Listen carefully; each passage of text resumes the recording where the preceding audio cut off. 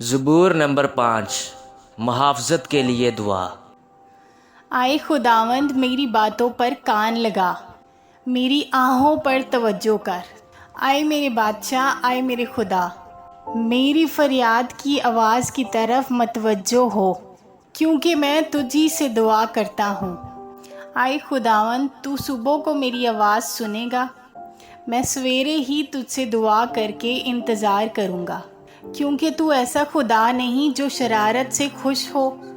بدی تیرے ساتھ نہیں رہ سکتی، گھمنڈی تیرے حضور کھڑے نہ ہوں گے۔ تجھے سب بدکاروں سے نفرت ہے، تو ان کو جو جھوٹ بولتے ہیں ہلاک کرے گا۔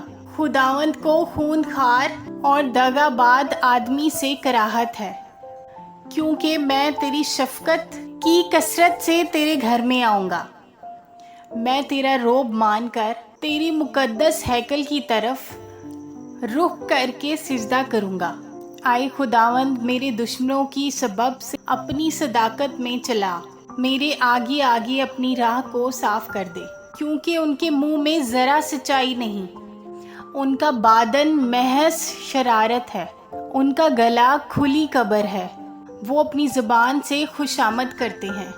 آئے خدا، تو ان کو مجرم ٹھہرا، وہ اپنے ہی مشوروں سے تباہ ہوں، ان کو ان کے ہی گناہوں کی کثرت سے تباہ کر دے، کیونکہ انہوں نے تجھ سے سرکشی کی ہے۔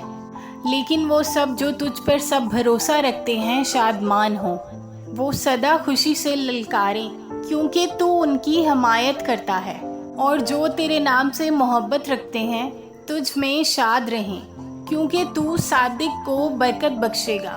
آئے خداوند، تو اس سے کرم سے سپر کی طرح ڈھانک لے گا۔ خداوند کا پاک کلام پڑھا اور سنا جانا ہم سب کے لیے باعث برکت ہو، آمین۔